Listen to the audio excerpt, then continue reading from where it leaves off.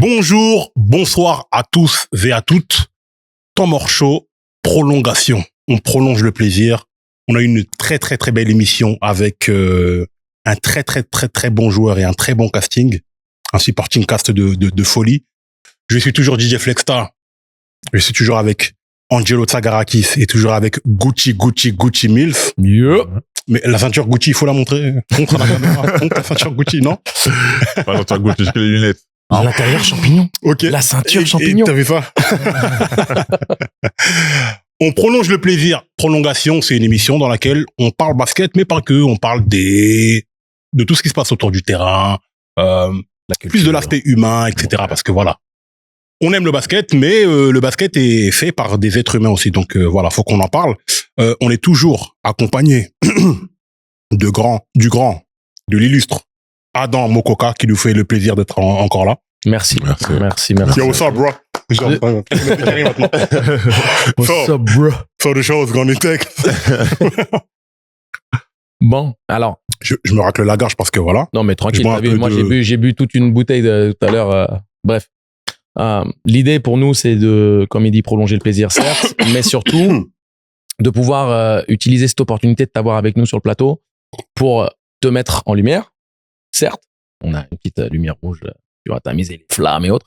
Mais au-delà de tout ça, c'est surtout l'idée d'aller un peu plus en profondeur dans ton parcours, de découvrir des éléments qui sont peut-être méconnus du grand public et d'avoir une meilleure compréhension du cheminement qui est le tien pour pouvoir arriver à ce niveau-là.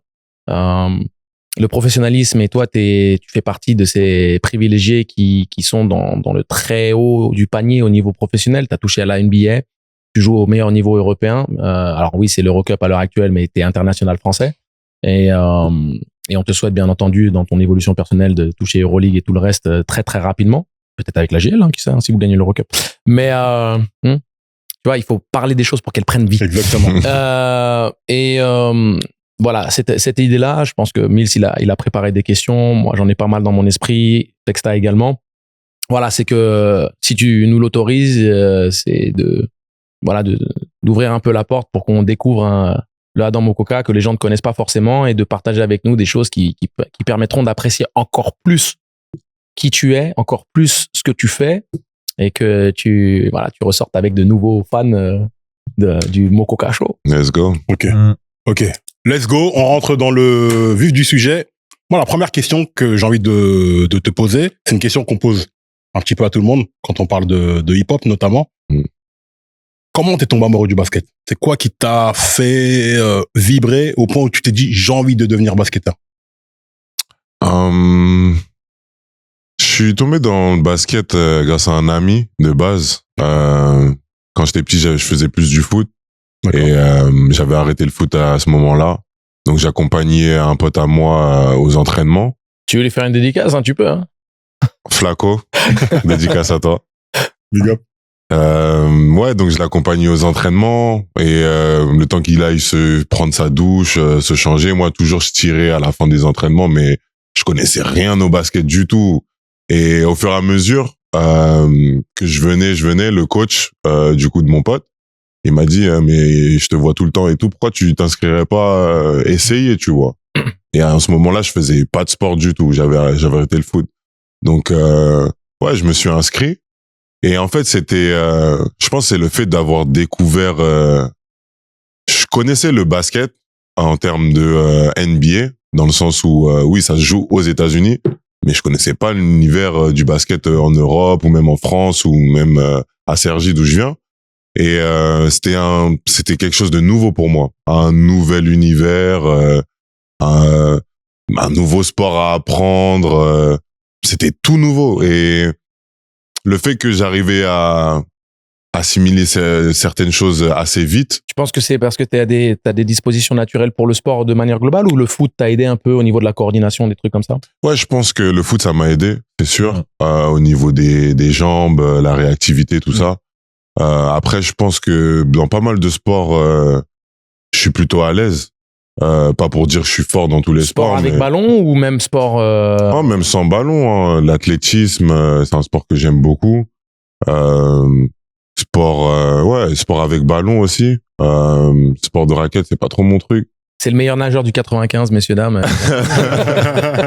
Ouais, mais en fait, j'aime trop la compétition. Ça veut dire tous les sports, je suis à fond dedans. Et le basket, c'était quelque chose de nouveau. Ouais, je vois là, lui, c'est les mecs relous au Uno.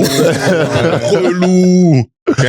On veut perdre dans rien. Vraiment, on veut perdre dans rien. Prêt à tout. Ouais. Et ouais, le fait de découvrir quelque chose de nouveau et d'assimiler les choses assez vite, je trouvais que c'était excitant, c'était d'art, c'était vraiment quelque chose qui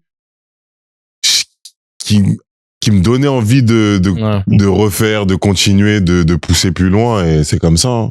T'étais déjà grand à l'époque? T'avais déjà eu ta poussée de croissance ou pas encore? Non, quand j'ai commencé, j'étais pas grand. Je faisais pas partie des grands. J'étais pas petit non plus. T'as quel âge? Mais j'avais 11 ans, quand j'ai commencé.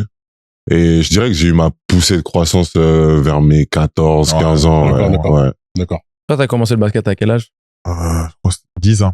Pareil, un CM2, hein. Moi, c'était à peu près, Mais toi? Moi, un peu plus tard, parce que moi aussi, je m'étais perdu au foot avant.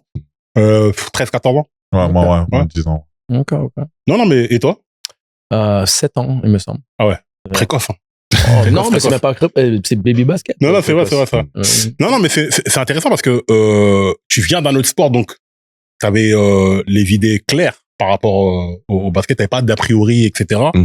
Et c'est l'âge où tu tombes amoureux d'un sport et que tu vas. Et le coach, c'était un coach qui t'encourageait, qui t'a donné de la confiance aussi? Ouais, franchement, il m'a vraiment accueilli. Ouais. Il m'a accueilli, il m'a appris les bases, et très vite, il m'a poussé, et même pour me dire, Le plus dur pour toi au début? Prends ta licence. C'était quoi le plus dur pour toi dans l'apprentissage du basket au début?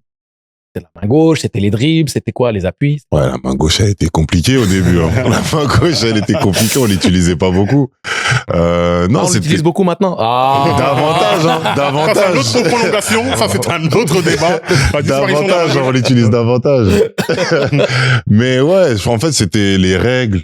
Je me rappelle, j'apprenais à faire des doubles pas droite, gauche, droite, à gauche. Ouais, c'était toutes ces choses-là, les petits trucs techniques, apprendre à shooter à une main, pas à deux mains, des choses comme ça. Et ouais, c'est petit à petit, ça rentrait, mais c'est ces choses-là. En vrai, c'était une grosse découverte. Du coup, vraiment, les bases, je les apprenais. Et Premier Thomas à quel âge? Ah ouais. je sais pas si on va dire c'est tard, mais ouais, 15 ans. Non, minime quoi. Deuxième année minime? Ou première année cadet? Première année cadet. Première année. Ouais. Ok. 15 ans, ouais. Non, je crois. Attends. Me pose pas la question. Alors, moi, j'ai une question à te poser. Comment, toi, t'es un compétiteur, tu le dis tout à l'heure. Comment t'as appris à gérer la défaite? Tu sais, quand on est jeune et que, tu sais, on perd les matchs, etc. On peut, tu sais, mal gérer. Moi, je sais que, par exemple, je parlais samedi. Je sais que, par exemple, ma journée de dimanche a été un peu gâchée, tu vois, par rapport à ça. Comment, après, toi, t'es devenu pro, comment t'as appris à gérer justement peut-être cet énervement, ce côté-là où tu voulais absolument gagner ou... La frustration? Ouais, exactement. Jeune, c'était compliqué. En plus, vraiment, je suis quelqu'un d'émotionnel. C'est-à-dire, je pouvais pleurer, m'énerver, enfin, vraiment être dans tous mes états. Au fur et à mesure, quand t'enchaînes, tu perds beaucoup plus que tu gagnes de toute façon. T'arrives à gérer tes émotions, passer à autre chose beaucoup plus vite, à te calmer et même réévaluer pourquoi t'as perdu, en fait, tu vois, c'est ça. Mais beaucoup plus jeune, c'était compliqué, Vraiment, moi, j'étais un rageux, quoi. Ouais, faut le dire. Moi, je sais ce que je passais par là. Je sais que c'est pas facile. Quand tu perds et des fois, quand tu fais un gros match, par exemple, tu mettais 30, 40 points et que ton équipe elle perd et tu te dis, vas-y, mais derrière, ils ont pas suivi ou quoi que ce soit. Ah, c'est des clochards! Non, mais tu dis des mots comme ça. On va pas se mentir, des fois, dans ta tête, tu le penses, tu le dis pas forcément, mais tu dis, ben, moi, j'ai tout fait et derrière, ça a pas suivi ou quoi que ce soit. Et je sais que quand t'es jeune, c'est très, très compliqué de savoir gérer ça. Et je sais que, en tant qu'adulte, comme t'es pro, t'apprends la défaite, etc. Il y a d'autres enjeux, il y a même d'autres choses dans la vie qui rentrent, qui font qu'il y a plus important que le basket dans la vie. Mais quand on est jeune, on n'a pas grand chose non plus. Voilà. Mais justement, dans le prolongement de cette question, parce que je fais écho à ce que tu as répondu sur l'émission précédente, qui est sortie lundi, donc allez la voir si vous voyez celle-là. Est-ce qu'aujourd'hui, tu arrivé à un niveau de maturité et de recul où tu pourrais prendre le jeu à ton compte dans les dernières minutes d'un match que vous allez peut-être perdre, tu pourrais prendre le jeu à ton compte et mettre les 10 points là tout de suite, ou tu te dis, je peux, mais c'est mieux qu'on perde et qu'on apprenne de cette défaite parce qu'on a mal géré peut-être le deuxième ou le troisième quart-temps, plutôt que de faire le croqueur et d'aller chercher la victoire à tout prix. Tu vois ce que je veux dire? Sans garantie. Est-ce que c'est mieux une victoire qui casse un peu la dynamique de l'équipe ou une défaite qui vous apprend plus? C'est bizarre. Hein. Ouais, mais c'est une bonne question parce que justement, je pense au jour d'aujourd'hui, le fait de vouloir gagner tellement, c'est quelque chose où oui, t'es prêt à casser cette dynamique parce que tu veux tellement gagner. Et j'accepterais pas de me dire quitte à camoufler des carences ou des problèmes à résoudre. Exactement, mais j'accepterais pas de perdre et me dire bon, la dynamique elle était pas là de l'équipe et qu'est-ce que moi j'ai apporté de plus. C'est toujours moi en tant que compétiteur, je vais me dire qu'est-ce que je vais faire, qui va faire changer les choses, tu vois. Qu'est-ce que je vais faire de plus, qu'est-ce que je peux apporter de plus, tu vois. Donc ouais, c'est prendre aussi, ça s'appelle aussi prendre des responsabilités. C'est si tu le sens et que t'as envie vraiment de gagner, tu vas le faire. Donc ce sera pas, tu vas pas jouer au super-héros, tu vas juste vouloir plus que les autres, quoi. Je pense qu'on part dans un état d'esprit où on se dit qu'on pourra toujours travailler sur les problèmes plus tard. Ça on se dit jamais que ça doit se faire au prix d'une défaite. C'est les coachs qui pensent comme ça. Les coachs disent, tu sais, même on en a parlé dans l'émission de lundi. On a dit, quelque part, le fait que OKC ait enchaîné quelques défaites, ils vont pouvoir peut-être se recentrer, c'est peut-être un mal pour un bien, sur le réel objectif de leur saison, qui est de faire le doublé, gagner leur deuxième titre, pour essayer d'être MVP des finales une deuxième fois. Tu vois, peu importe. Mais de pas se disperser peut-être avec des choses un peu plus superficielles. Les records, c'est bien, les titres, c'est mieux. Quelque part. Mais dans l'absolu, notre état d'esprit, c'est toujours de se dire, la victoire avant tout. On peut toujours corriger les choses sur lesquelles on doit travailler en n'ayant pas, tu sais, on dit, c'est mieux de gagner moche que de perdre beau, entre guillemets. Ouais. Et c'est les coachs qui eux disent non, on avait besoin de cette défaite pour nous recadrer l'esprit. Tu vois, les coachs, ils ont plus cette vision-là, mais et c'est aussi normal parce que eux, ils ont un management qui n'est pas individualisé. Ils ont un management d'un groupe de 12 hommes, parfois 15 hommes en NBA, et puis en plus, t'imagines qu'il y a aussi le staff et autres.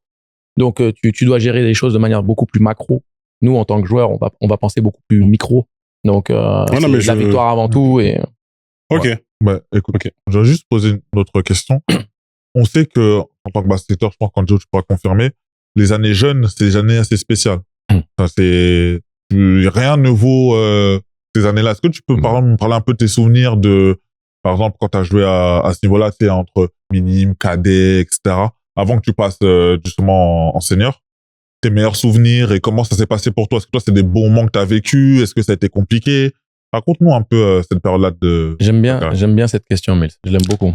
Ouais, moi, j'ai commencé à Cergy. Du coup, c'était vraiment la découverte quand j'ai commencé ici. J'apprenais vraiment les bases. Même, je pensais que pour moi, l'un des plus hauts niveaux, c'était jouer en National 2 à Cergy. Pour vraiment dire comment je voyais pas le basket. Au Spartiate, hein. D'ailleurs, merci de nous avoir accueillis dans ton salon. Exactement. Chez toi. On est à la maison. Grosse école de basket, hein. Il y a des vrais joueurs ici. Il y a des vrais joueurs. Il y a la famille ici, évidemment, l'amiral. Banja. Exactement. Moi, j'ai la particularité d'avoir joué avec 3 de la fratrie. Non, mais c'est un record. Vas-y, continue. Ouais, mais je sais même plus où j'en étais. Non, tu disais que parlais de c'était à Cergy. Ouais, donc Cergy, c'était la découverte, vraiment. Hein, et je connaissais vraiment pas encore même les niveaux au-dessus, Pro B, Pro A, Euroleague, tout ça. C'était pas quelque chose que je connaissais encore. Donc vraiment, c'était un peu... tête dans les nuages, j'y vais. En fait, mais ton meilleur souvenir, parce qu'il te pose la question par rapport à ces jeunes années, et genre, quel était ton meilleur souvenir de cette période-là, tu vois? Cette période-là, je pense, c'était juste les déplacements, tu vois, les choses dans dans les vestiaires. La camaraderie. Tu vois, la camaraderie, ouais, vraiment... on rigolait beaucoup, tu vois, c'était que du plaisir. Il y a les premières petites meufs qui viennent, etc. Ouais, c'est les débuts. Et puis même après, tu rentres en centre de formation aussi, c'est plus la même dynamique, ouais. C'est plus la même dynamique. On rentre un peu plus dans le sérieux, dans le pro. Même si ça l'est pas encore, tu vois, mais Ce serait honnête de dire que, parce qu'on a mentionné ça un petit peu par rapport à votre équipe de jeunes chiens là, du côté de la JL à l'heure actuelle. Est-ce que tu retrouves un peu ça dans ton équipe actuelle? Mais grave, c'est ce côté plaisir fun où on est ensemble, on rigole, on va à la guerre. Tu penses que c'est lié à la jeunesse du groupe simplement ou c'est simplement les individus? Je pense que c'est les deux. Je pense que c'est les deux, ouais. Je pense que le fait qu'on a un groupe assez jeune, ça ramène une certaine dynamique et une certaine énergie. Mais les vieux de l'équipe, ils sont dans... On n'en a pas tellement, donc... le plus vieux de l'équipe, il a quel âge à l'heure actuelle? Là, actuellement, on a un Américain, Will Sherry. Ouais. Sinon, en français, Anthony Labanca. Ouais. Et... Ça me vieillit votre... Fais m'entendre les anciens. Non, mais ça me fait plaisir d'entendre ça parce que je me dis, mais quand t'étais à Sergi que tu jouais, à mon avis, c'était dans ton entourage aussi en dehors, en fait. C'est ça. Parce que, en fait, vous jouez au basket, mais en fait, en dehors, vous traînez aussi ensemble. Je pense que vous allez même aussi à l'école ensemble.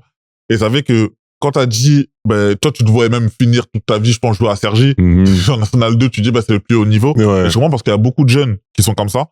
Où, tu sais, quand on arrive à jouer au basket, on se dit pas, peut-être on va aller je sais pas où. On se dit, on va prendre nos gars. On va jouer toute notre vie avec eux. Et on va jouer, parce que même moi, j'ai vécu ça aussi un peu, dans le sens où, nous, on a grandi avec les mêmes potes. Ouais. On joue au basket ensemble, et on se disait même pas qu'il y avait, par exemple, la ville d'à côté, il y avait une équipe en National 2. Je savais même pas. Pour te dire, nous, on se disait, en senior, on va jouer ensemble. On va aller en équipe notre plus haut. En fait, c'est notre NBA, en fait. Tu vois ce que je veux dire? Sûr. Et après, c'est là où tu commences à prendre le basket un peu au sérieux. Tu dis, ah oui, une équipe nationale, une équipe truc. Et c'est là où ça devient différent. Mais je comprends la dynamique que tu veux dire. C'est une passe des deux. C'est un truc de fou. Je glisse sur la vague que tu viens de créer. À quel moment t'as capté que pour toi, ça allait être différent? Parce que là, il est en train de te parler de la dynamique la bande de potes, les déplacements, on joue, Sergi, allez, si je vais jouer en N2, c'est cool. Mais lequel moment tu as dit, bon, les gars. Je crois qu'il y a un bail, là. Pour moi, ça va peut-être un peu différent. C'est pas la N2 de Sergi que je suis en train d'ambitionner, là. Donc, c'est quoi C'est, dès que je suis rentré en centre de formation à Gravelines, hein. Ouais, au BCM, là, je me suis dit, faut que je sois pro. Et le Schnorr, parce que le Schnorr, j'y ai vécu, j'y ai joué.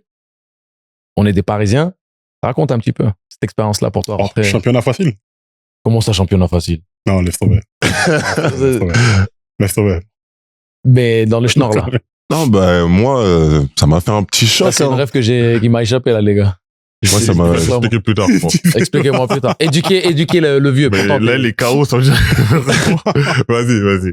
Ouais, mais le changement entre Paris et le Nord, ça m'a fait un petit choc, hein. En fait, j'avais déjà joué contre Calais quand j'étais à Cergy, mais le fait de la bouger et vivre là-bas, ça m'a fait un choc. En termes de rythme, tout ça, c'est pas rien. C'est quoi la plus grande différence pour toi? À 17h, tout est fermé. Tu vois, le Nord et la région parisienne, c'est quoi la plus grande différence? Déjà l'accent. Non. T'as l'accent, t'as le rythme. Tout. Il y a beaucoup moins de diversité là-bas, il y a beaucoup moins de Renois. Donc, il y avait beaucoup de choses qui changeaient, en fait, pour moi. C'était... c'est comme si je me suis dit, où est-ce que je suis? T'as eu le mal de la maison, un peu? Ouais. En plus, au début, C'était jeune, en plus. Ouais. Parce que l'Île-de-France, en vrai, en France, je pense que rien ne vaut l'Île-de-France. Hein. Rien n'est comparable à l'Île-de-France. À tous les niveaux, monsieur. Mais tous les centres de formation français, tous les centres de formation. Tu regardes MSB, Strasbourg, Gravelines, Cholet, ce que tu veux, il y a du Parisien partout. Il y a du Parisien partout. Parce qu'ils rigolent. Parlons français, les gars, s'il vous plaît. Venez, on parle français. Mais même, quand tu vas là-bas, tu vois, niveau meuf, tout ça, c'est pas le même délire, tout ça. Pendant, tu sais qu'on a un niveau. Pendant, on a un niveau mondial. Moi, j'étais partout dans le monde. Je vous dis, Paris, c'est sérieux. Non, les gars, venons voir le truc. Non, c'est pour ça. Tu parles de championnat faible. T'étais en train de parler des petites. C'est parce que c'est ça, parce que attention. T'es sûr, il a débordé. Attention. Toi, quand t'arrives là-bas, tu finis sur les decks de présentation. Il y a des petites places, on a, se disent, lui, il faut qu'on l'attrape. Vrai. Venons parler français, les gars. Vous savez très bien comment ça se passe. Mais non, mais, en fait, ils sont jeunes. Faut pas nous en vouloir. Ils sont jeunes, c'est normal. Tu vois ce que je veux dire? Ça fait partie des trucs. Et le mec, il va là-bas, il a 22 ans. Évidemment que ça joue. Non, franchement, la différence, elle est, pour moi, c'était le jour et la nuit. J'arrive là, je suis où? C'est vraiment, sans dire que c'est une mauvaise ville ou un mauvais coin, hein, parce que les gens, ils sont chaleureux, vraiment. Mais Non, mais c'est sûr Mais que il y a un dépaysement, quoi. Ouais, mais c'est Ouais, surtout le que dépaysement, il est... Surtout quand t'es jeune, hein. Ouais, Non, clairement. Mais quand tu passes de Sergi t'es passé de Sergi à Gravelines, du coup. Ouais. c'est clair qu'il y a une différence. Mais en plus, t'es identifié dès qu'on te voit, on sait que oh, toi, t'es le basketteur, Ouais. truc. La On s'est dit, les petits, Bah t'as oui, pu il y a regarder. Il y a La- pas beaucoup la de maman. Renois, on est... Ah, mais ça, Ouais. non, mais ça fait partie des différences culturelles qu'il faut observer et qu'on le veuille ou non, ça aura un impact sur ta manière de jouer. Mhm. On est des êtres humains, tu vois. Et la maman, elle a approché comment? Parce que je sais comment ça se passe à la maison sur ce genre de situation. Elle approche comment le départ en centre de formation? T'es jeune. Le sport, c'est pas dans quoi vous baignez dans la maison au niveau basket, je veux dire. Et tu sais, départ en centre de formation, c'est particulier. On sait que la grande sœur est athlète De très haut niveau. de très très haut niveau, mais de laisser partir son petit garçon comme ça s'est passé comment la négociation?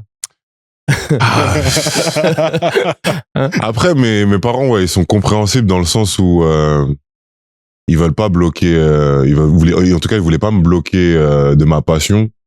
Et ils m'ont encouragé vraiment. Ils m'ont soutenu. Ils étaient quand même inquiets, tu vois, de me laisser partir jeune dans une autre ville. Mais ouais, ils m'ont soutenu à fond et ils m'ont vraiment encouragé et me dire si tu vas, donne-toi à fond, sois sérieux là-bas, quoi. Mais c'est vrai que même quand je suis parti, ma sœur, c'était émotionnel, elle a pleuré. Ça m'a même fait peur, tu vois, dans le sens où je me suis dit où est-ce que je vais en vrai, tu vois. Je connaissais pas Gravelines, je connais pas du tout la ville, je connaissais Dunkerque par rapport au film. Et ouais, je me suis dit ah ouais, ça, en fait, il y a quelque chose qui se passe en fait là. Il y a, je pars et je sais pas en fait si je reviens ou. Mais justement, est-ce qu'il y a un moment où quand t'es parti, tu te dis, j'ai envie de rentrer ou j'ai envie de, c'est bon, ça, c'est pas pour moi ou quoi que ce soit, ou vraiment t'étais vraiment motivé à te dire, je suis là-bas, je finis ce que j'ai à faire et je deviens pro. Ouais, j'avais aucune question. C'était ouais, okay. Je vais là-bas, faut que je devienne pro. Je suis pas parti pour rien et j'ai pas envie de revenir, ouais. Ok, d'accord. Ouais. Mais il y a eu ce mal de la maison qui fait des fois c'est. T'as envie de manger un petit fumboa, un petit vraiment. Tu vois. Allez, les plats de la maison, les plats de la maison, ouais. Oui. Tous les petits qui nous regardent là, sachez que ce que vous mangez à la maison, ce que votre mère vous prépare, c'est le prime de la nourriture que vous mangez de toute votre vie. Oui. Il y a pas mieux que les plats de la maman. C'est-à-dire que quand tu quittes ça là, Sauf si tu épouses. Après, si t'épouses une femme qui sait aussi. Si tu trouves la bonne et que tu épouses la bonne, après c'est la maman à la maison. Il n'y a pas le même goût que la maman. Non, c'est pas parce que. C'est un débat. Non. Il y a Vous pas. le savez très bien. Non, il y a pas de débat. Il y a pas de débat. La maman, c'est la maman. Mais c'est quand tu arrives à trouver, c'est une seconde maison. Tu fondes un nouveau foyer. Donc t'as le foyer quand t'es bébé, t'as le foyer quand t'es homme. Les deux sont comparables, mais pour des raisons différentes. Moi, je veux que tu nous éclaircisses un petit peu quelque chose qui est assez méconnu au final. Comment t'atterris en NBA? Parce que pour le commun des fans de basket qui regardent, alors il y a les assidus qui vont regarder les nouveaux potentiels, les nouvelles pépites du championnat espoir. Mais bon, on sait très bien que tu passes pas de espoir à NBA. Hein? Compliqué. Très compliqué. Donc, explique-nous un petit peu ton parcours et comment tu t'es retrouvé en fait dans cette conversation où tu dis non mais la NBA c'est concret. La NBA c'est faisable. Et éclaircis-nous un petit peu sur ça parce que c'est quand même un parcours très très unique et très rare surtout. Je pense que ces premiers objectifs ils sont arrivés quand on était en équipe de France jeune. On a fait champion U16, le doublé en U18. Et en fait, dans ma tête, ça résonnait un peu... Dans ma logique, c'était... je fais partie de la meilleure équipe européenne, jeune. On joue contre des prospects NBA. Il y en a aussi dans mon équipe. Bien sûr. Donc, en fait, je me mesure à eux durant ces compétitions-là. Mais U16, c'est tôt encore, tu sais. Hein. U16, c'est tôt, ouais. C'est vraiment tôt. Hein. Et c'est plus au niveau des U18 où je me suis dit, c'est les prochains à aller à la draft les années d'après. Et je me suis dit, je les affronte durant ces compétitions, pourquoi pas moi? Et je me suis dit que oui, j'ai les capacités pour aller là-bas. Et je suis passé pro à Gravelines. là où je trouvais que j'avais pas assez de responsabilité, même si j'étais très jeune. Hein. Ouais, mais c'est comme souvent dans le basket français, on pourrait faire une prolongation sur ça. Mais pas simplement en tapant sur les clubs en disant ouais, vous donnez pas suffisamment de temps de jeu aux jeunes, parce qu'il y a un modèle économique aussi. On sait que les coachs ont la tête coupée très rapidement. Ouais. Les jeunes, bah il y a les qualités des défauts, les défauts des qualités. Donc la formation, c'est quelque chose qui prend du temps. T'as cette nécessité de résultat au plus haut niveau professionnel, parce que c'est comme ça qu'on paye les salaires et c'est comme ça qu'on a un boulot, quoi. Et que à un moment donné, bah les coachs ils disent j'ai bien envie de donner du temps de jeu au petit, mais si lui il fait des erreurs qui me coûtent des matchs, et c'est une conversation un peu philosophique. Ça fonctionne bien avec un Guillaume Vizade par exemple du côté du MSB, qui le faisait d'ailleurs à Vichy. T'as ton coéquipier qui est d'ailleurs formé auprès de Guillaume Vizade du côté de Vichy et qui s'en sort très très bien à la JL. Ouais. On a beaucoup de contre-exemples, hein, tu sais, de gamins qui, quand on leur donne pas les clés, mais on leur donne de réelles opportunités, ils brillent. Ouais. Il y a aussi des gamins qui n'ont pas réussi à passer ce palier non plus. Donc c'est quand même, c'est pas la roulette russe, mais t'as jamais aucune garantie. Donc dans le modèle économique dans lequel on est, où t'as des montées et des descentes, si c'était un championnat plus stable, je pense que beaucoup plus de clubs seraient en capacité de tenter le pari jeune, tu vois. Bien sûr.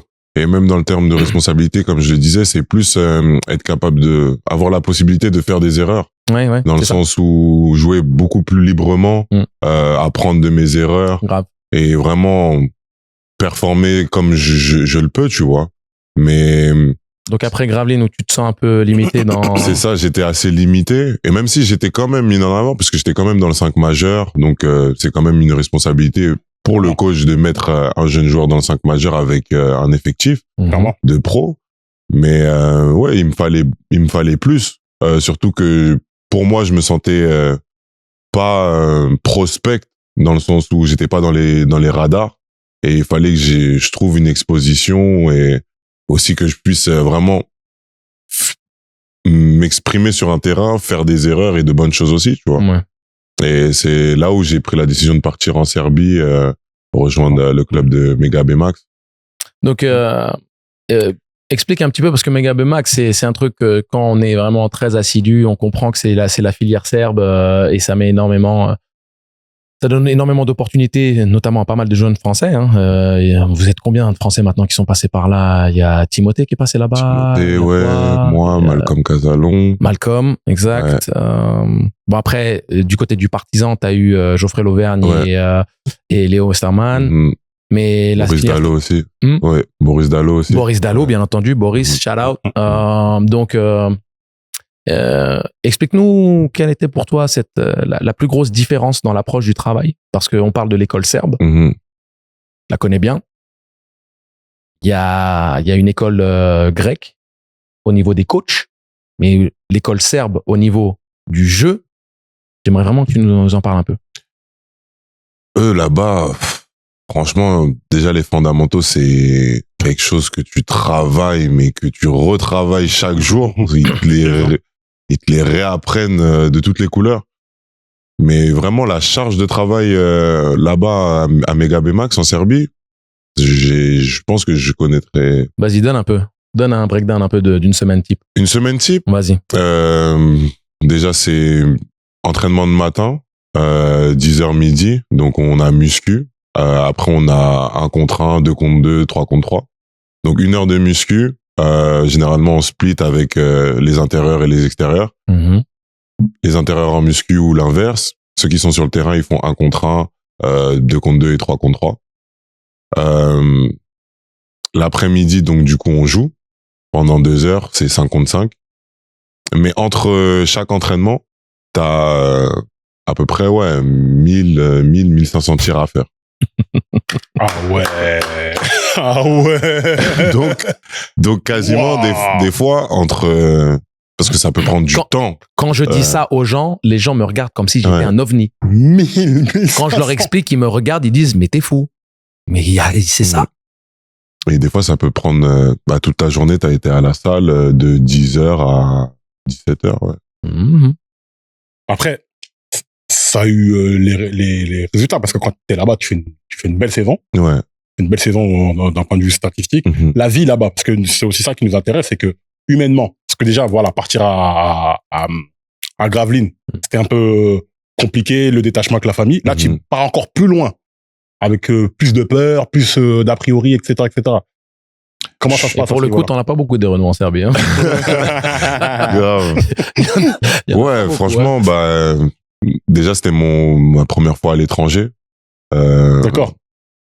Du coup, j'arrive en Serbie, à Belgrade. Comme il a dit, il n'y a pas beaucoup de Renois. Je parle pas serbe. Là, le championnat, il est très élevé, Flex, là. Ça... Je dis juste. Tranquille, vous allez partir des trucs. Si tu te posais la question. Non, Je valide. Mais. Got him! Ok. Got him! Mais ouais, je parle pas serbe, je parle même pas bien anglais. Je comprends à peu près, mais j'ai pas de vocabulaire en anglais. Je connais rien de la Serbie. Enfin, c'est toute une découverte. Mais ça, c'est de la folie. Moi, je sais même pas comment t'as fait, hein, honnêtement. Je pense que c'était un peu quand t'es à la l'inconscience. salle de Ouais. 8h à 8h. Ouais, bien sûr, mais c'est des Je pense que trucs c'est l'envie simples. de réussir aussi. Ouais, c'est tout ça, j'y ai pas forcément réfléchi avant d'y aller. Ouais, Moi, mais vous parlez tous le même langage là-bas. Ouais. Basketball. Mhm. Ouais. Donc C'est la moi langue j'y suis commune. allé avec les objectifs de me dire ouais, je fais une année là-bas, ensuite je vais en NBA et j'avais pas vraiment pensé à tout ce qu'il y avait à côté et ouais, ça m'a quand même giflé. Hein. Ouais. Mais c'est bien, ça, parce que ça rajoute encore de la maturité, de Mhm. l'expérience. Voilà, t'as vécu des expériences là-bas qui te changent en tant qu'homme. Mhm. Parce qu'on parle souvent de sport, etc. Faut aussi parler d'être humain. C'est pour ça que des fois, des responsabilités trop jeunes, t'es pas fini en tant qu'homme. Mhm. Tu veux déjà être, tu vois. Mais je pense que ça aussi, ça t'a forgé. Ouais, mentalement, clairement. ça m'a. Parce que, l'air de rien, t'es meilleur jeune de la pro avant que tu partes. Ouais. Donc, c'est-à-dire que je pense qu'il y a pas mal d'équipes de pro à ce moment-là qui te regardaient, qui avaient envie de te prendre dans leur équipe, Mhm. je pense. Et toi, tu décides d'aller en Serbie. Pourquoi, en fait, ce choix de partir alors qu'il y avait peut-être d'autres équipes en France qui voulaient peut-être t'avoir dans leur équipe? Bah, j'aimais bien le format de cette équipe puisque c'est une équipe qui est basée de jeunes prospects, on va dire. On a vu, j'avais l'exemple de Timothée Luaou qui était passé dans ce club-là. Et t'es amené à jouer en Adriatic League et aussi en Ligue serbe. Donc tu joues contre de grosses équipes en Europe de l'Est. Vous avez une dynamique d'équipe où ça joue vite. Vous pouvez vraiment vous exprimer, vous pouvez faire des erreurs. Mais Adam, je te laisse continuer derrière. Ce qu'il faut que tu comprennes, c'est que Megalex, c'est l'équipe de la plus grosse agence européenne, des plus gros agents, des agents les plus influents, notamment en Serbie, mais quand tu parles de la Serbie, c'est l'Europe. Hein. Et donc, t'avais la loupe sur toi, en fait. C'est ça. Tu as tous les meilleurs prospects serbes, ce qui fait que automatiquement, quand tu vas là-bas, ils vont tous les week-ends, toutes les semaines, tu as tous les scouts NBA, l'intégralité presque des franchises qui viennent, et au moins 1 à 2 fois dans l'année, tu as la loupe sur toi. Quoi. Ouais. Mais en fait, c'est ça. C'est-à-dire que quand tu pars là-bas, tu as déjà la NBA en tête. C'est-à-dire que déjà, tu te dis, après ça, tu vas, comment dire, ça sera la draft. Du coup. Ouais, c'était un objectif, projet, ouais, c'était le projet. Non, mais la clairvoyance de ce move-là, un move très stratégique, franchement, chapeau. Parce que t'aurais pu choisir la facilité et le fait d'aller dans un endroit où non seulement tu vas être vu, mais aussi tu sais que tu vas progresser parce que c'est dans une école de basket très exigeante, etc. Et le championnat est moins bon qu'en France. Hein. C'est aussi ça le truc, c'est que le championnat est moins bon, mais comme t'es dans un moulinette quand il est en train de te dire, parce qu'ils savent le contexte de travail de ce genre de projet sportif, il est très identifié, très connu dans le milieu. C'est-à-dire qu'on sait pertinemment que tu vas là-bas, tu vas jouer dans un championnat moindre, qui reste professionnel malgré tout. Et le fait de participer à la Ligue Adriatique, c'est un step-up par rapport au championnat serbe qui, lui, est quand même moins bon. Ouais. Moins dense, en tout cas. Ouais. Mais par contre, on connaît l'école serbe. Donc, c'est pas juste le fait d'aller dans le championnat serbe qui fait que t'as la loupe sur toi, c'est qu'ils savent pertinemment que t'es dans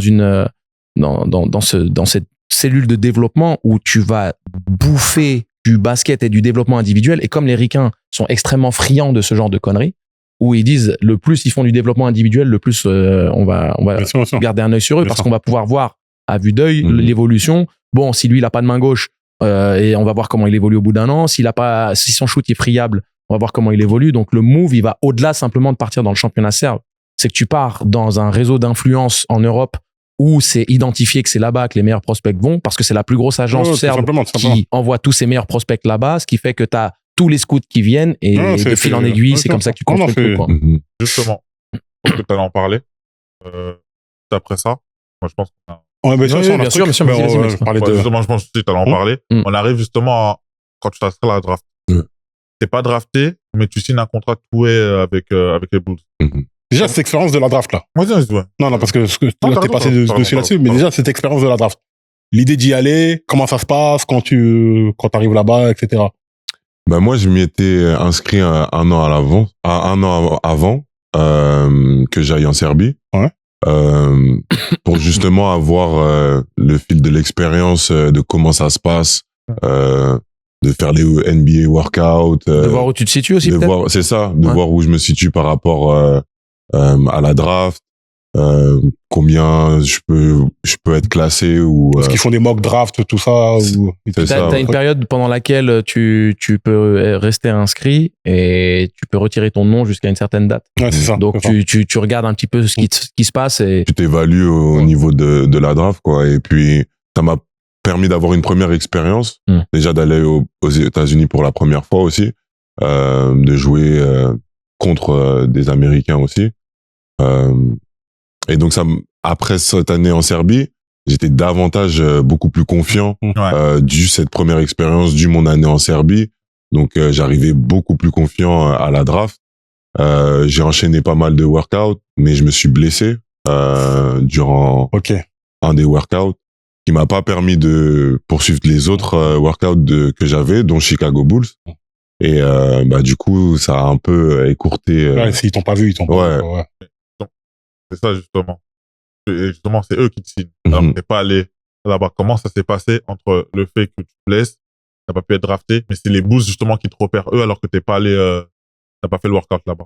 Ouais, du coup, je me suis pas fait drafter. Et je reçois un appel de mon agent qui me dit il y a Chicago qui seront quand même chauds pour te signer et que tu participes à la Summer League avec eux, et je pense que c'est la meilleure opportunité que j'avais à ce moment-là. Et moi, j'étais même étonné. La draft venait de se terminer il y a 2 minutes et c'était une déception. Et je reçois un appel 2 minutes après. Ouais, tu passes de non drafté à two-way player. C'est ça. Parce que faut le dire, hein, il y a une vraie dit qui fait par les joueurs draftés et non draftés. Tu vois ce que je veux dire? Là, on voit Fred VanVleet qui évolue en tant que à Houston en tant que meneur de jeu, mais qui a pris son titre avec les Raptors.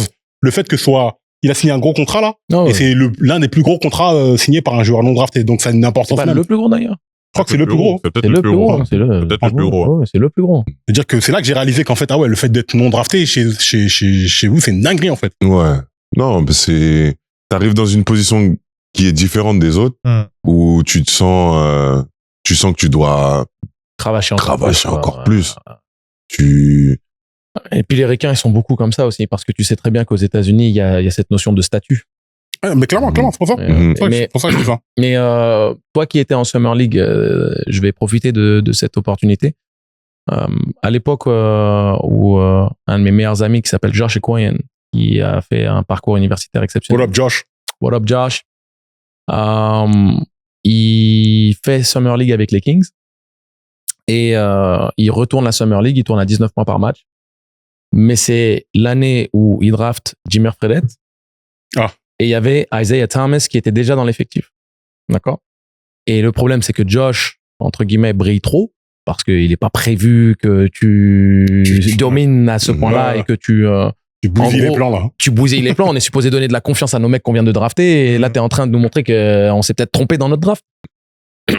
Quand vous faites ta Summer League, t'es un non drafté, donc t'as pas de statut particulier. Au contraire, t'es là, t'as faim, t'essayes juste de faire ta place, de montrer que t'as des qualités et d'essayer de les influencer à te donner ta chance, quoi. Est-ce que t'as vécu un truc un peu similaire quand t'es arrivé dans le traitement que t'as reçu de tes coéquipiers peut-être, ou comment toi t'as réussi à naviguer ces eaux infestées de requins, tu vois, ces eaux compliquées à gérer parce que tu dois pas te rater, premièrement. T'as peu d'opportunités. elles sont pas garanties qu'elles arrivent en premier lieu. Donc, comment tu as réussi, toi, à faire ton trou? Ben, moi, déjà, j'avais participé à aucun entraînement avec l'équipe de la Summer League. Donc, j'appréhendais un peu. T'es venu ta game? J'appréhendais grave. Je me suis dit, mais je sais même pas, il y a qui dans mon équipe. Enfin, les coéquipiers, on se connaît pas. Comment ça va se passer? Même les coachs avec tout ça. Et je suis arrivé, je me suis pas vraiment posé trop de questions. Je me suis dit, oh, t'as pas été drafté, t'as un tout à aller chercher, fais tout ce que tu peux, tu vois. You only get one shot, do not miss a chance to blow. Vraiment. J'étais dans l'objectif où peu importe ce qui se passe, donne-toi à fond, prends du plaisir, parce que tu sais pas si ça peut s'arrêter, ou ça peut continuer, en fait, tu vois. Mais c'est là qu'il faut excuse-moi, Mills, mais c'est là qu'il faut saluer ta force de caractère, parce qu'il y a beaucoup de gens qui se seraient effondrés à ce moment-là. Je connais pas mes coéquipiers, en plus, ils peuvent être un peu méchants, etc. Je suis pas très détaché, je suis pas drafté, tu vois, c'est là que t'as montré ta force de caractère de, hey, on va jouer aujourd'hui. Vous allez voir. Ouais. Je vais vous montrer. Et je pense que même ça, c'est ce qui a plu à mes coéquipiers. C'est le fait c'est pas c'est qui, mais ils se donnent à 100%. J'ai donné vraiment toute l'énergie que j'avais. Et ouais, j'ai fait une plutôt bonne Summer League. Et je pense que ça a plu au coach, ça a plu à mes coéquipiers où ils se sont dit, ah non, ce mec-là, en fait, il game, quoi. Il se donne pour l'équipe. Justement, c'est quoi le mood l'ambiance dans une Summer League? Parce que c'est pas pareil que, bien évidemment, quand on a l'équipe pro, etc. Mais c'est quoi le mood entre vous, les joueurs? Vous êtes comment? Parce que vous avez tous la moitié, vous avez une place à aller chercher. Il y a les rookies qui ont été draftés. Il y a ceux qui n'ont pas été draftés, qui cherchent justement une place dans une équipe. T'as des vétérans qui se remettent en forme. Exactement. C'est quoi l'ambiance vraiment la culture la Summer League, en gros? Est-ce que c'est des fois une ambiance un peu plus détente, ou peut-être au contraire c'est un peu plus dur dans le sens où chacun est là pour un but précis? Chacun a on va dire son goal, à peu près son but, son objectif propre à lui-même. Et le cadre fait que c'est plutôt chill, on va dire. C'est à Las Vegas. C'est l'été, hein. Ouais, c'est l'été. Las Vegas, été, hiver. C'est le cadre, il est beau, quoi. Ça fait vacances. Mais ouais, quand tu rentres dans la compétition, tu sais que c'est sérieux parce que tu joues ta place, en fait. Et tu compites, enfin, t'es en compétition avec même les gars de ton équipe, en fait. Bien sûr. Clairement. Et vous êtes en compétition ensemble contre les autres équipes. Donc, en fait, c'est particulier, quand même. C'est particulier parce que t'as ce truc où tu dois être un peu individualiste, mais tu dois aussi savoir jouer avec ton équipe pour permettre déjà pour montrer que tu peux jouer en équipe et que t'es pas que un joueur individualiste qui veut, on va dire, que croquer, quoi. Mais ouais, tu dois aussi essayer, on va dire, de gagner les matchs, même si c'est pas les plus importants. Hein. Mais ouais, c'est un sentiment, c'est particulier. Ouais, c'est un peu comme dans... Tu sais pas si tu dois être plus un gars de l'équipe ou plus penser qu'à toi. Bah, surtout quand tu viens d'Europe. C'est vrai que tu découvres la mentalité américaine, justement, avec cette Summer League. C'est ça que du coup, ça a dû un peu te changer un peu entre la mentalité américaine qui est très individuelle, on va dire ça comme ça, individualiste, et la mentalité, on va dire, t'as pris Serbe ou Gravelines, où c'est un peu plus collectif, où c'est un peu plus l'équipe avant tout. Ouais. Je pense aussi la Serbie, ça m'a un peu préparé à ce genre de situation, dans le sens où on est des prospects et on veut tous aller en NBA, en Euroleague. C'est vrai que c'est le même délire au final. Ouais, mais c'est comme les détections. Ouais. C'est comme les détections. Quand tu vas en détection, les coéquipiers, limite, vas-y, je veux même pas connaître votre prénom. Je joue, le mec il veut croquer tous les ballons. Ouais, mais tu dois un minimum jouer au basket. Ouais, parce que c'est vrai que il y a une fine ligne, parce que d'un côté tu dois montrer que tu sais jouer au basket, mais d'un autre côté tu vas avoir les opportunités et le ballon. C'est ça. Et on était amenés à nous s'entraîner devant des scouts, à jouer devant des scouts quasiment tout le temps. Donc on avait ce challenge entre nous et aussi on devait rester ensemble pour gagner des matchs. Et au niveau de la Summer League, c'était un autre niveau, surtout parce que c'est cadre différent, atmosphère différent, un jeu aussi différent. Mais ça m'a, je dirais, préparé à ce moment où bah, gagne ta place et gagne le match en même temps, quoi. Ok. Ouais. Moi, j'ai une question que je pense pas qu'on t'ait déjà posée. Moi, je vais aller un peu plus en profondeur. Quand tu joues avec les Windy City Bulls, Mhm. t'as des stats correctes, mais c'est pas des stats qui crèvent l'écran. On n'est pas en train de parler de, tu sais, des mecs draftés qui sont là et qui tournent à 18, 19, 20 wimp, 25 wimp, qui sont là simplement pour faire du rodage ou garder la forme ou travailler pendant que, voilà, on prépare les opportunités pour qu'ils puissent intégrer l'équipe une au final. Mhm.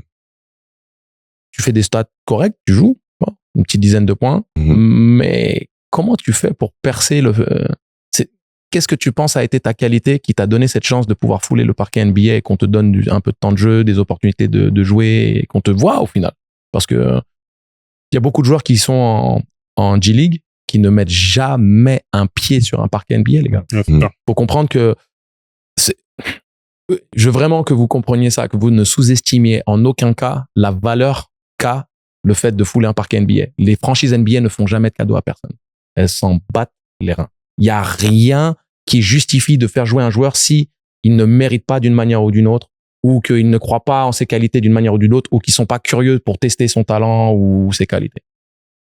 Surtout donc pour toi qui n'avais pas des stats qui crevaient l'écran, même si elles étaient très correctes, mais ça reste de la G-League. Qu'est-ce que tu penses a été la clé pour toi pour est-ce que c'est quelque chose qu'on t'a communiqué? Qu'est-ce qui a fait que tu penses t'as mérité ton opportunité d'être sur un parquet NBA et que tu viennes de surcroît un vrai joueur NBA? Je pense que au niveau de l'équipe de Chicago, de moi, ce qu'ils attendaient, c'était surtout la défense. J'allais plutôt avoir un rôle de 3&D, comme ils appellent là-bas. Donc, quand j'étais en G-League, je bossais que sur ça. Je me disais, c'est ce qui va me permettre si je suis sur le terrain, de rester sur le terrain aussi. Mettre dedans dans le corner et défendre comme un et défendre comme un fou. C'est ce que je faisais en G-League. C'est pour ça que, on va dire, les stats n'étaient pas forcément folles, parce que je restais vraiment dans le cadre de je veux faire ça parfaitement pour pouvoir avoir l'opportunité de jouer avec l'équipe première. Alors ça m'intéresse grave ce que tu me dis là. Ça veut dire que tu avais peut-être l'opportunité de jouer plus avec balle en main, ou c'est toi-même qui t'es simplement mis dans ce rôle? Est-ce que ça a été quelque chose qui t'a été communiqué par le coaching staff? Ce que tu me dis, ça m'interpelle. Parce que tu me dis, je voulais vraiment me perfectionner.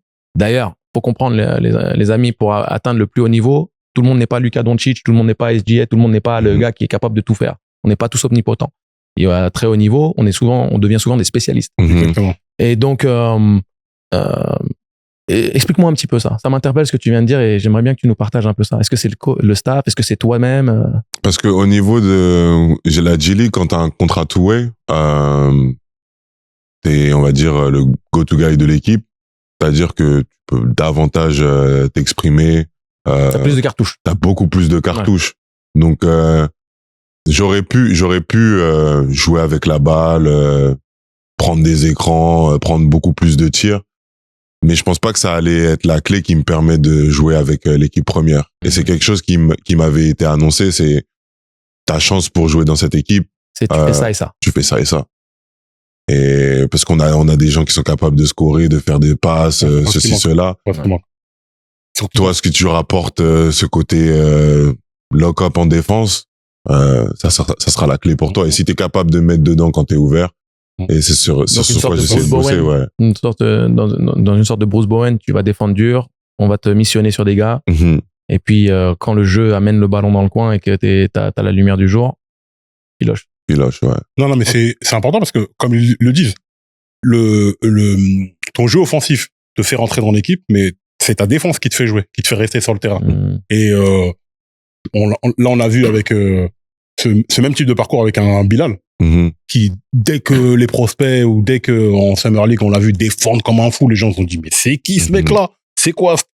Et Bilal, c'est un vrai dog, hein. Mais tu vois, Bilal, il a bénéficié de quoi? Du projecteur qui a été mis sur les Mets avec Wemby. Et donc c'est pour ça, pour rebondir une fois plus, de bien comprendre que les choix sont souvent orientés par la visibilité. Exactement. C'est juste ça. Si tu vas là où tu as le plus de visibilité, la BetClick, ça donne de la visibilité, mais c'est pas forcément plus ou idéal, quoi. Faut qu'on accélère, les gars. Ouais. J'ai une question qui est primordiale, hein, dès qu'on voit ça. quand t'entends Chicago Bulls, tu vois pas un mec chauve qui tire la langue fort. Tu dis, waouh, j'ai joué chez Jordan. Bah, Je vais aller à O-Block. En plus, t'as des locks et tout. Je vais aller chez Chief Keef. il y a la statue quand on Ouais, c'est grave ça. En fait, c'est toutes les légendes que t'entends. C'est Jordan, Les t'entends, bannières. c'est même Derrick Rose. Ouais, Derrick Rose. C'est même la ville de Chicago, comme t'as dit, Chief Keef. C'est tout un engouement autour de cette ville où tu te dis, j'ai entendu Chicago Bulls, c'est une dinguerie. C'est toutes les villes, franchement, pour moi, c'est la meilleure ville des States. Ah ouais, mon carrément. avis, Ok, mon avis carrément. personnel, ouais. Wow. ouais. Justement, Attends, je rebondis là-dessus. Chatham, Je- sous-estime pas. Ouais. Je Chatham. rebondis Ouais. là-dessus. C'est quoi la vibe? La vibe à Chicago? Qu'est-ce qu'on écoute là-bas? C'est quoi les...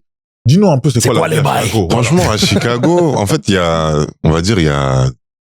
a ça, c'est en deux. T'as l'hiver Chicago, où Ouais. vraiment c'est C'est chaud. Hein. chaud. Moi, je pense Ouais, pas. t'as pas envie d'être dans la ville. Enfin, il fait trop froid, t'as envie de rien faire, t'as envie de rester chez toi. Ok. Mais Summer Chicago, l'été, non, c'est le jour et la nuit. Raconte-nous un peu. T'as le, Qui raconte les bails, tout ça, les trucs, Non, les cookouts, tout ça. Non, il m'a dit qu'il allait aussi souvent, il retournait souvent à Chicago. Bien sûr, ouais. C'est la question par rapport à ça. Ouais, t'as le Lake Michigan. Ça veut dire t'as la plage, t'as la ville, la nourriture, elle est incroyable là-bas. Pour une grande ville, c'est pas la plus chère.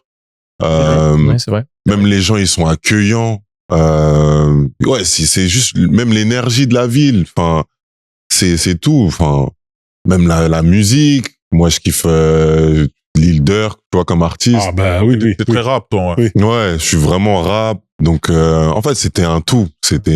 Moi, quand il y a nourriture, c'est bien. L'énergie, elle est bien. L'été, non. Mais vas-y, tranquille, tranquille. Non, mais ça fait partie d'un tout parce que ça fait partie des choses Là, c'est la que Ligue tu des vis au Champions, quotidien. gros. Et Ouais, c'est la Ligue des même Champions. en termes de ville, la diversité, il y a beaucoup de Renois. Ouais, bien sûr, ouais. voilà. C'est à Chatham. Mais Ouais. les clubs, tout ça, parce que voilà, la nightlife, ça compte aussi pour les Mhm. jeunes joueurs et tout. Vous allez dans différentes villes. C'est quoi la ville la plus impressionnante au niveau club? Niveau nightlife, tu sais, après les matchs, etc. Je sais que Si t'aimes l'architecture, les mecs disent beaucoup Miami. Flex, si t'aimes l'architecture, c'est quoi Je la dirais nightlife? ça dépend ce que tu kiffes. C'est ça. Si tu veux des choses extraordinaires, extravagantes, Miami. Tu vois, Ok. Miami, c'est dur de battre Miami. Ok. Moi, je kiffe plus la vibe de Miami, tu vois. Sur l'eau, tu vois, c'est un film, c'est GTA un peu, tu vois, ouais. Miami. Après, Non, mais au final, quand tu regardes, toi, tes traits de caractère et ce que t'affectionnes, est-ce que Miami, c'est vraiment quelque chose, enfin, c'est mignon si tu veux, mais est-ce que c'est ce dont toi t'aurais besoin? non. Tu vois, c'est bien pour l'expérience. Ouais, pour Tu vois, l'expérience. pour l'expérience, ça t'en met plein les yeux. Mais tous les jours, non. Vivre au quotidien, ouais, non, c'est je tout pense. cavrier. Ouais. C'est too much, franchement, c'est Ouais. too much. Ouais. Trop au bout d'un moment. Mm. Justement, j'ai juste une question. 6 février 2020. Je pense que tu connais cette date. Elle est importante. Tu joues contre les Pelicans et tu tapes un record déjà, 15 points en 5 minutes. Tu peux juste raconter un peu ce moment que tu as vécu, que tu foules les parcs NBA, tu viens de G-League, tu rentres en NBA, 15 points en 5 minutes. On ne donne pas beaucoup de temps de jeu. Et toi, tu arrives à faire ça. Est-ce que tu peux nous raconter ton expérience, comment tu l'as vécu? Et je pense, tu l'avais dit tout à l'heure, c'était peut-être ton meilleur moment de ta carrière NBA. En tout cas. Ouais. Avant que tu fasses ça, je vais vous donner la bande sonore de ce qui s'est passé. C'était le filet. Ouais. Ok. Je faisais un crachat. Un truc. Ok. J'avais capté. Qu'est-ce que t'as brûlé le filet, mon salaud? Ouais, non, mais en fait, déjà, avant le match, les coachs m'avaient dit que j'allais jouer ce match-là. Donc, j'ai pas juste, je suis en tenue, mais j'allais vraiment être sur le terrain. Donc, moi, j'étais déjà excité par rapport à ça. J'avais une énergie de fou. Et il faut savoir que j'avais ma mère et ma tante qui venaient le jour même. Ouais. Donc, elle venait première fois aux États-Unis, première fois me voir jouer Chicago. Non, en fait, tout était aligné. Et ouais, ce match-là, moi, j'étais excité. Et j'ai pas joué à la première mi-temps. Et troisième carton aussi, je joue pas. Donc je me dis, Peut-être qu'au Je sais- final. je sais pas si ça va être aujourd'hui ou pas. Mais je me disais, si c'est là, juste prends du plaisir. Hein. Et c'était mes premiers points aussi. Donc, Ah ouais, premier point, le mec qui tape un record. Ok, Ouais. ok. On est sur ce niveau-là. avant ça, je sais pas si j'avais pas marqué en pré-saison. Mais bon, en match officiel, c'était mes premiers points. Et à chaque panier, je regardais ma mère dans les tribunes, je regardais ma tante. Même on peut voir sur des vidéos, je souris. Enfin, en fait, je prenais du plaisir. Je pensais à rien. Je pensais juste à game. Vraiment, c'était game. Have fun. Vraiment. C'est ça qui est dingue parce que on sait qu'en NBA, en plus, quand t'as pas un rôle majeur, on sait que c'est pas à toi qu'on va donner les balles directement. Tu vois, donc peut-être que tu mets ton premier panier, on te redonne la balle, on te redonne la balle. C'est ça. C'est ça aussi qui est cool. Je pense que t'as eu beaucoup de chance que les équipes où, vas-y, il a marqué, ben vas-y, on s'en fout quand même. Moi, je vais marquer aussi. Mais toi, on t'a donné les balles, on t'a dit, t'es chaud. Vas-y, continue à marquer. Et C'est ça. t'as donné un des meilleurs moments, tu vois. Si Et la je sais que camaraderie, même- elle est correcte, ouais. Je sais que même j'avais eu un premier ballon, je crois que je l'ai pas shooté, ou j'ai dû faire la passe, ou j'ai dû driver. Et t'as Kobe qui me dit, ouais, fais quoi, gros, shoot, t'as que quelques minutes là. Et direct, en fait, dans ma tête, ça a fait, Déclic. mais à quoi je joue? Il a raison, j'ai pas le temps de me chauffer, C'était le de déclic, prendre la température. Il m'a dit shoot, j'ai dit, say less, tu vois. Ok, Et- c'est parti. Ouais. Incroyable. Non, c'est une belle expérience. En plus, pour le coup, t'as tapé un record. Ça, c'est pas tout le monde qui peut dire qu'il a un record NBA. Il est encore en vigueur. De toute façon, ce c'est le record. premier. Donc, dans tous les cas, Ouais, c'est le premier, c'est le premier. Non, ça partira pas. Mais, Ok, avançons. Parce que pour le coup, ton aventure, elle se termine avec Chicago en 2021. 21. Tu finis au 22. 22, pardon. Ouais. Tu vas à Austin, c'est ça? Ouais. Austin, c'est quoi? C'est c'est Spurs. Austin Spurs, la G-League, ouais. Justement, ok. j'ai pas posé cette question, mais c'est quoi une vie dans la G-League? Parce qu'on parle beaucoup de la G-League, mais on n'a pas eu vraiment d'expérience, quelqu'un qui nous raconte comment c'est. Parce qu'on sait que c'est très différent de la NBA, les gens qui disent que c'est la sous-ligue.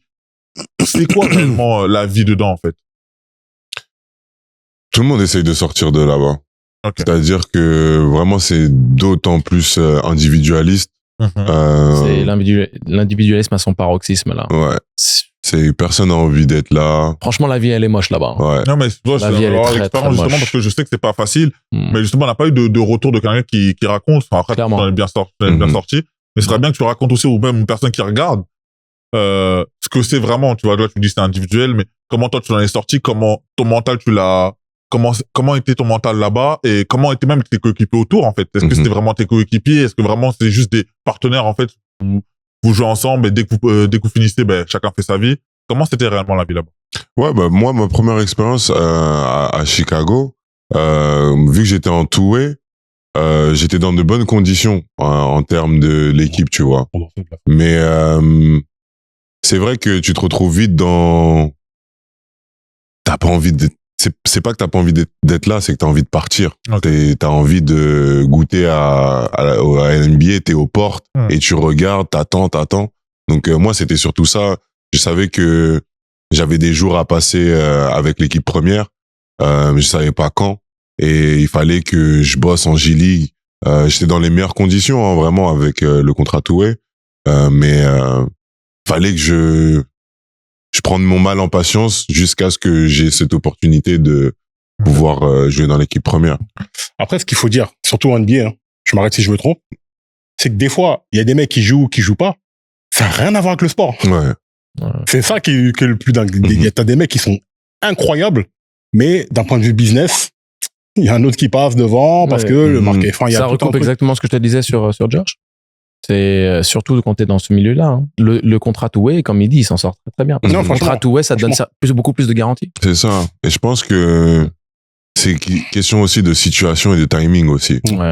Des fois, t'arrives trop tôt dans une équipe qui veut tanker. Exactement. At the right place.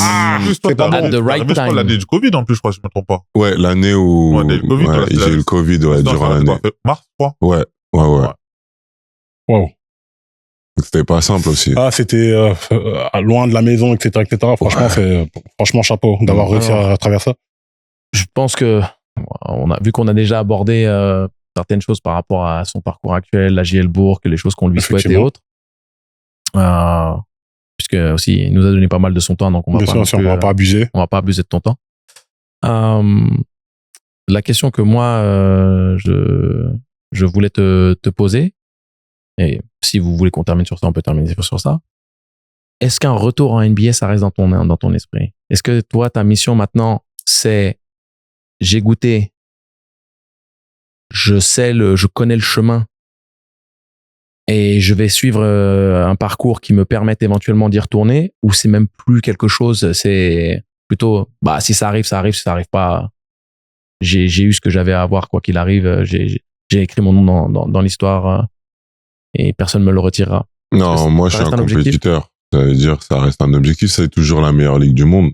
Ça reste toujours un objectif. Maintenant, c'est plus dans la construction de ma carrière. Si je dois y aller, c'est pour une meilleure opportunité. Okay. J'y retournerai pas pour un contrat tout par exemple. Ouais. Et ce serait pour une réelle opportunité de pouvoir jouer vraiment, tu vois, de faire partie de l'équipe à part entière. Ouais. Mais ça reste toujours un objectif. C'est pas quelque chose où je me dis, bon, j'ai déjà fait, je peux aller voir ailleurs ou ça m'intéresse plus, non. De toute façon, là, on voit la jurisprudence Gershon Yabusele. C'est-à-dire que, voilà, focus-toi sur ton jeu, sois performant, et on viendra te chercher. De toute façon, il y a que la performance qui va te permettre d'y retourner. Donc, bien sûr. Tu sais, moi, je regarde Adam comme je regardais un peu le parcours d'un Nigel Hayes. Tu vois de qui je parle? Qui joue à Phoenix, qui était MVP du Final Four. Ouais. Tu vois? Vous avez au final un jeu qui peut être comparable. Vous êtes des arrières ailiers, des joueurs capables de scorer fort, des joueurs capables de défendre fort, et des mecs qui savent mettre longue distance également. Et tu vois, lui, c'est un chemin de croix un petit peu. Hein. Il a dû dominer longtemps en Euroleague pour retrouver son chemin en NBA. Pour toi, ça passera forcément par l'Euroleague. C'est évident. Et quand tu vois la dureté du marché et les enjeux, et c'est, je pense, la continuité logique de ta carrière, déjà avec ton nouveau statut d'international, déjà avec ton parcours maintenant dans une équipe très forte d'Eurocup, et aussi parce qu'à l'heure actuelle, tu coûtes pas cher. Donc, c'est un bon investissement pour les équipes Euroleague qui peuvent te signer avec un contrat moindre en comparaison à ce que des mecs qui sont là depuis 6 ans prennent quand ils vont dans les grosses cylindrées. Tu vois, même, je pense à Sylvain Francisco. Il joue à Peristeri en Grèce. Il a commencé à faire du sale en coupe européenne et tout ça. Et puis derrière, il trempe les pieds en Euroleague sans être le starter, mais il fait des belles choses. Et puis maintenant, il est qui il est, tu vois. Et dans l'absolu, je pense que c'est un petit peu le parcours qui t'attend. Parce que pour retourner en NBA, pour toi, ça va être ça. Ça va être de dominer en Europe, sachant que c'est un mec qui a déjà mis les pieds, donc on te connaît. Puis en NBA, ils aiment bien, entre guillemets, garder ça dans la maison. Tu sais, les mecs qui sont là. Je pense que ce qu'ils ont vu en toi est réel. Maintenant, c'est à toi de continuer ton chemin et de surtout, on te le souhaite, avoir la réussite que tu mérites. Mais quand je vois le chemin de Nigel Hayes, je pense qu'il y a moyen. Donc, tu dis c'est ton ambition, tu es un compétiteur. Moi, je veux dire, why not? Yes. Bien sûr. Bien sûr, mais en réalité, tout ça, toutes les expériences, on voit que ça fait aussi de toi une bonne personne. On voit, quand on discute avec toi, on sent que tu as la tête sur les épaules. Et même dans ton jeu, ta vision du basket, elle n'est pas la même qu'il y a 5 ans. Toi, tout ce que tu as traversé comme épreuve, les différents clubs dans lesquels tu as été, parce que tu as joué après à Venise. À Cluj. À Venise? Ouais, à Venise. Oui. Napoca, c'est où ça? C'est en Italie? C'est pas Cluj? Cluj, ouais, c'est en Cluj. Roumanie. Ok. Cluj, C'est en Roumanie? Ouais. d'accord, Cluj Napoca, ouais. Il a été C'est champion le nom de la là-bas. ville, ouais. D'accord. Il était champion là. 2 fois. C'est ok. Je comprenais pas. 2 fois. Faut le dire. Ouais, Non, mais- c'est important. C'est important. C'est-à-dire que tout ça, là, ça nourrit aussi Adam Mokoka, l'homme. Tu vois, ça te permet de voir des choses. On sait très bien que voyager, vivre à l'étranger, voilà, ça enrichit. ça nous Ça change. enrichit Donc, beaucoup. là, avec les stats que tu es en train de produire, la maturité et même l'impression quand on te voit, on se dit, ah ouais, là, il y a un basketteur fini. Moi, je pense que c'est sur le bon chemin. Encore, je pense, tu vois, moi, je pense qu'il est même pas fini encore, très honnêtement. Non, mais en tout cas, il y a une impression Non, mais la d'aboutissement. prochaine- Tu te dis que, OK, Moi, là, il est sur la bonne voie, quoi. je vous annonce déjà la prochaine étape. La prochaine étape, c'est de s'imposer en équipe de France Ouais. en tant que réel leader, option, tu sais, sur poste 2. Alors, t'es pas obligé d'être starter. Hein. T'as Timothée aussi qui fait du sale en Euroleague, mais ça veut dire que maintenant, l'équipe de France, sachant aussi que, bon, t'as Evan Fournier qui est sur la fin de son cycle à lui, donc maintenant, qui va être le... Bien sûr, bien sûr. c'est le recyclage, quoi. Donc, tu vois, tu as l'équipe de France et ça va être aussi, je pense, important dans ton parcours personnel par rapport à l'évolution et les objectifs qui sont les tiens. Tu as l'équipe de France, le prochain contrat, où qu'il soit, mais l'Euroleague, c'est dans les 2 ans, les 2 ou 3 ans. C'est la suite logique. Et puis après, si tout se passe bien, OK. comme on fait. On va finir avec une dernière question. Une petite question un peu de relou. Top 5 de tes coéquipiers. Des meilleurs coéquipiers avec lesquels tu as joué. De toute ta carrière. Waouh. Pas les meilleurs, mais vraiment avec qui t'as... Elles sont top 5 à lui. Voilà. Ton top 5 à toi. Après, j'ai beaucoup de vêtements, moi. Top 5. Il va recevoir des coups de téléphone. Comment tu m'as pas dit? Eh, petit! Toi, tu vois, toi?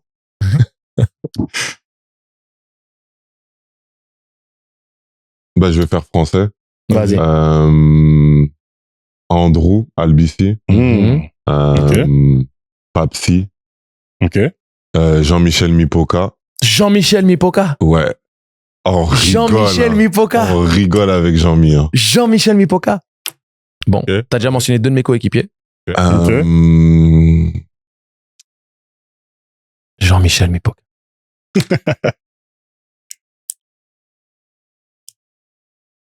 Benjamin Séné. Ok. OK. Ah, c'est small ball, hein. Quoique Jean-Michel, avec son arrière-train à l'heure actuelle, tu le mets au top, y a pas de souci. Hein? Et si j'en rajoute un 5e.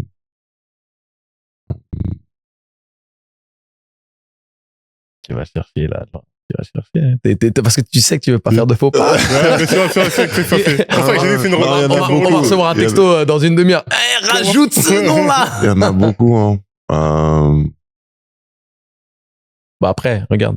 T'en as dit 4, ça fait un 5 majeur avec toi. Voilà. Voilà. Allez. Très bien. I got you, baby. Très I bien. got you. Merci. I got you. OK. Écoute, Adam, encore une fois, merci infiniment Yes, pour merci ta beaucoup. disponibilité, Merci à vous. ta bonne humeur, etc.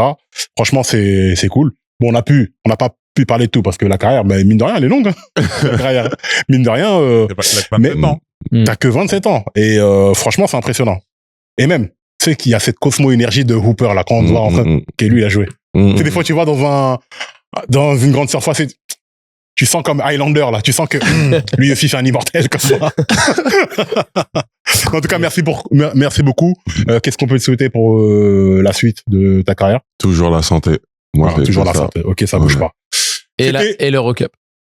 Oui, bien sûr. Et 3 titres NBA et MVP, ouais. Non, l'Eurocup, c'est les 3 titres NBA, c'est très aléatoire. L'Eurocup, c'est entre leurs mains. C'est là. OK. Et il y a- Est-ce que tu veux le mot de la fin? Le mot de la fin? Tu veux le mot de la fin? Non, je veux dire en tout cas merci à vous de m'avoir reçu. C'est normal. Ça me fait super plaisir et j'ai passé un vraiment bon moment avec vous. Vraiment. Merci, c'est cool. Merci. Merci pour ton temps. Merci beaucoup. Merci vraiment. C'est toujours Temps Mort Show. Abonnez-vous, likez, partagez, c'est très important. Abonnez-vous, c'est gratuit et voilà, ça fait plaisir. Merci beaucoup. Peace. And love. C'était cool.